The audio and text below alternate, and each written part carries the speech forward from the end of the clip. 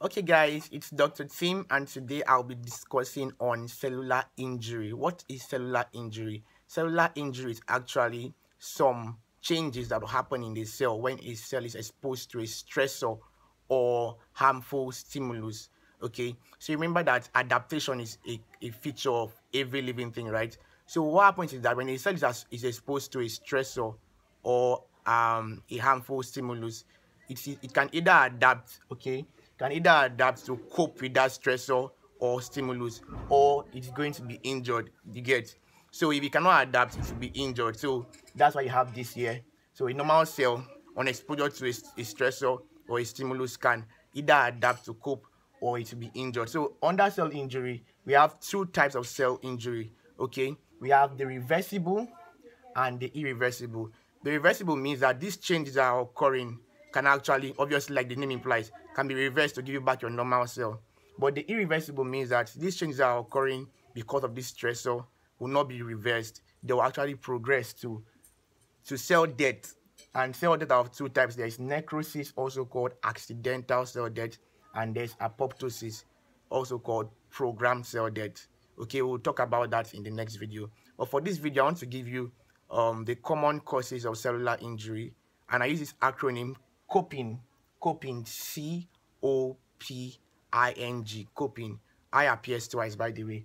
So C stands for chemical agents. Chemical agents can cause cellular injury. Chemical agents like CO, that's carbon monoxide, like your ethanol, you get. Some drugs, okay, can actually cause cellular injury.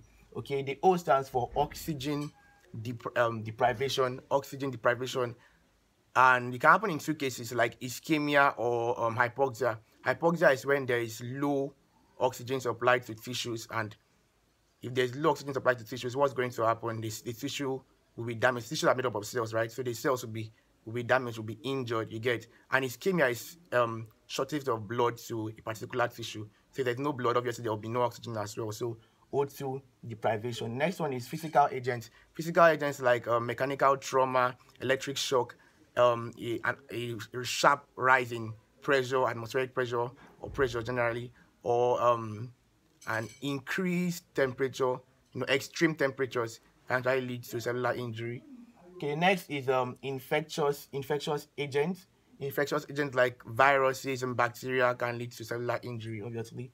And then immunologic reactions like in allergies, okay, like in food allergies, that can cause cellular injury. Then there is nutritional imbalance like protein energy malnutrition. If there is excess or deficiency of particular nutrients, it can actually lead to cellular injury. And genetic defects also can lead to cellular injury. Typical example is in Down syndrome, when there are some chromosomal abnormalities in the cell, can actually lead you to having cellular injuries. So that's it for this video. We'll talk about the types of cellular injury in another video. So in this video, we learned what cellular injury is and what can cause cellular injury. So that's it.